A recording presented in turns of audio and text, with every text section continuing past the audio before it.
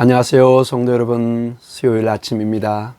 저희는 오늘도 계속해서 에베소서의 말씀을 통해서 하나님의 은혜와 묵상의 시간을 갖기를 원합니다.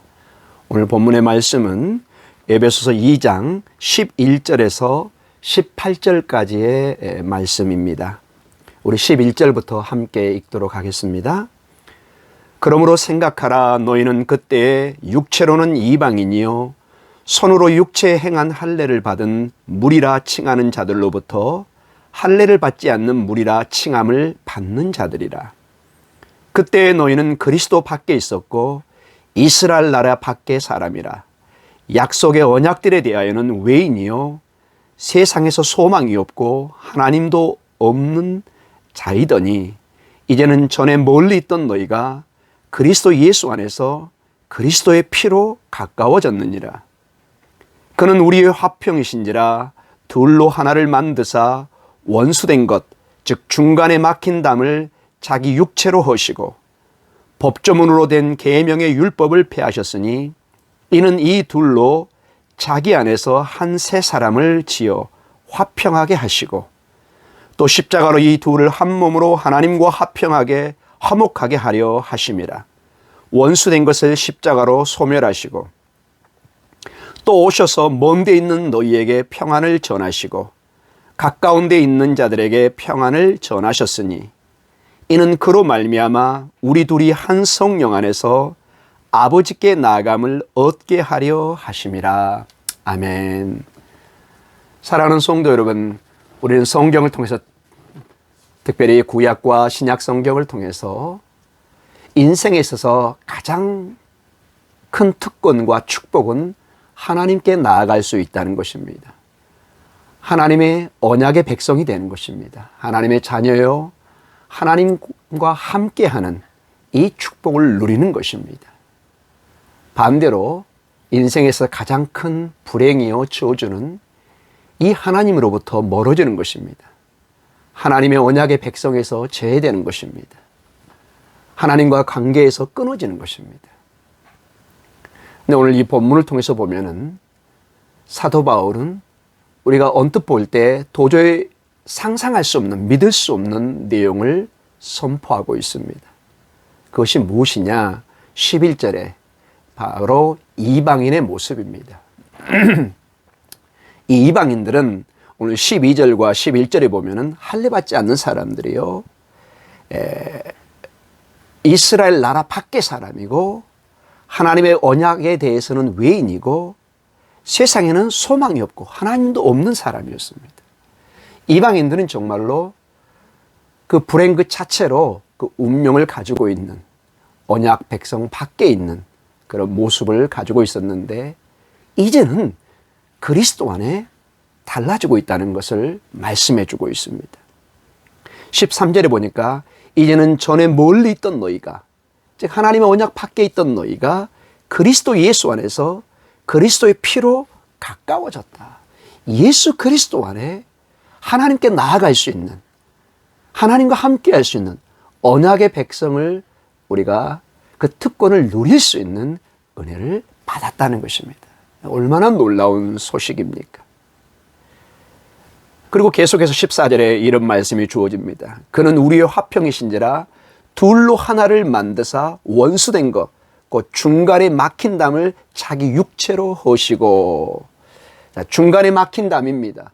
이것은 1차적으로 이스라엘 예루살렘에 있는 성전의 모습을 가르쳐주고 있습니다. 여러분, 성전에 안에 들어가면은 여러 구역이 나눠져 있었습니다.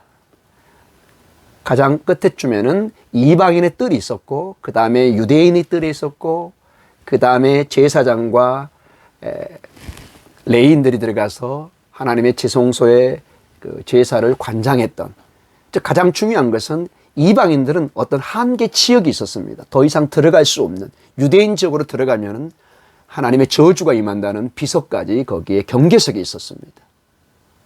근데 그 막힌 담을 예수 그리스도 안에서 허무셨다, 이렇게 말씀하고 있는 것입니다.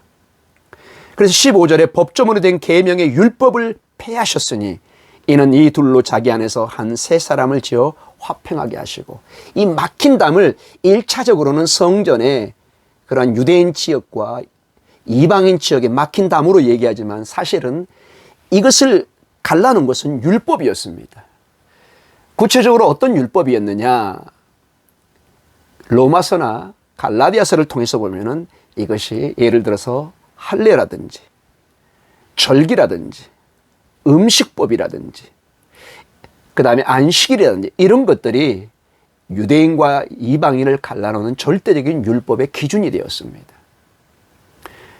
그런데 이 담을, 이 율법을 폐지하고, 즉 이것을 새롭게 예수 그리스도 안에 새로운 언약으로 하나님께서 이제 새 언약의 법을 쓰고 계신다, 이렇게 말씀하고 계십니다.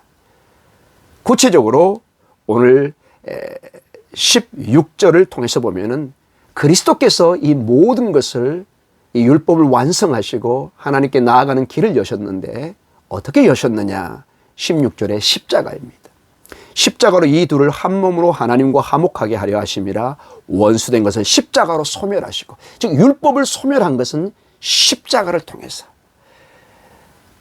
소멸, 즉 그것을 새롭게 완성하시는, 새롭게 언약을 만드시는 십자가의 새 언약의 법을 말씀해 주고 있습니다. 그래서 이제는 18절에 이는 그로 말미암아 우리 둘이 한 성령 안에서 아버지께 나아감을 얻게 하려 하심이라. 예수 그리스도의 십자가의 보혈을 통해서 우리가 아버지께로 나아가고, 이제 성령 안에서 이제는 유대인들도 이방인들도 똑같은 선에서 하나님께 나아갈 수 있는 길을 열어주셨다는 것입니다. 유대인들도 이제 율법으로 하나님께 나아가는 것이 아니라 그 십자가의 보혈을 통해서, 성령님을 통해서 하나님 아버지 앞에 나아가고, 이방인인 우리도 더 이상 이 막힌 담에 막혀 있는 것이 아니라 하나님께 나아가고, 그리고 이방인과 유대인 사이에 이 막혔던 이 이방인 지역, 유대인 지역, 이 구역이 이제는 더 이상 존재하지 않는, 막힌 담이 허물어져 버리는, 모두가 하나 되어서 하나님께 한 백성으로 나아가는 그러한 은혜를 예수 그리스도의 십자가를 통해서 열어주셨다고 말씀하고 계십니다.